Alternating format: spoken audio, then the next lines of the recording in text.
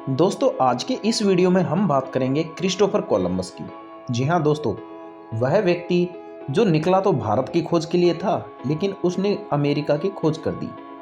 Christopher Columbus एक इतालवी अन्वेषक और नाविक थे, जिन्होंने स्पेन के सम्राट के संरक्षण में 1492 में न्यू वर्ल्ड की खोज की। न्यू वर्ल्ड वही जिसे आज हम अमेरिका के नाम से जानते हैं।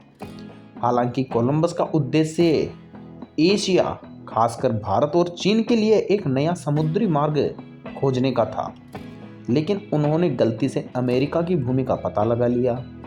इस यात्रा ने यूरोप और अमेरिका के बीच स्थायी संपर्क का मार्ग प्रशस्त किया, जिसे कोलंबियन एक्सचेंज कहा जाता है।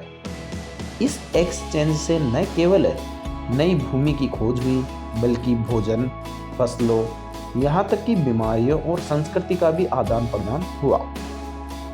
कोलंबस के बारे में मुख्य बातें क्या है? प्रारंभिक जीवन। कोलंबस का जन्म जेनोआ, जो वर्तमान इटली में है, वहां पर हुआ।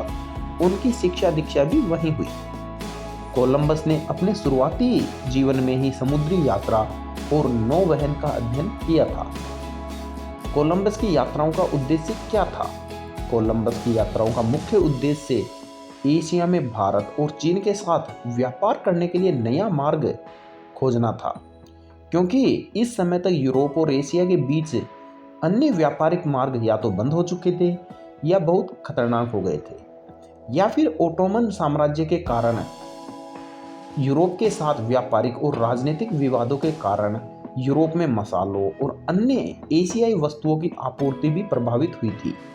खास करके मसालों की कमी हो जाना या मसालों का मूल्य बढ़ना, जिसने यूरोपीय देशों को एशिया के लिए नए समुद्री मार्गों की तलाश के लिए प्रेरित किया।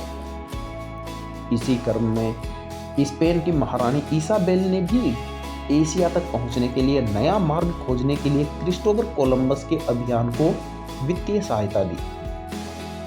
क्रिस्टोफर कोलंबस की प्रथम यात्रा 1492 में स्पेन की महारानी इसाबेल और राजा फर्डिनेंड ने कोलंबस को 3 जहाज सांता मारिया, पिंटा और नीना नामक दिए।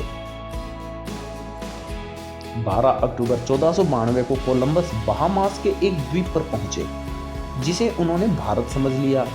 इसी भ्रम के कारण उन्होंने वहां के मूल निवासियों को इंडियंस कहा, या यूं कहे कि उनका लाल चेहरा देखकर उन्हें रेड इंडियंस नाम दिया गया। कोलंबस की अन्य यात्राएं थी 1492 वाली प्रथम यात्रा, उसके बाद 1493 में दूसरी यात्रा, 1498 में तीसरी और 1502 में उनकी अंतिम और चौथी यात्रा।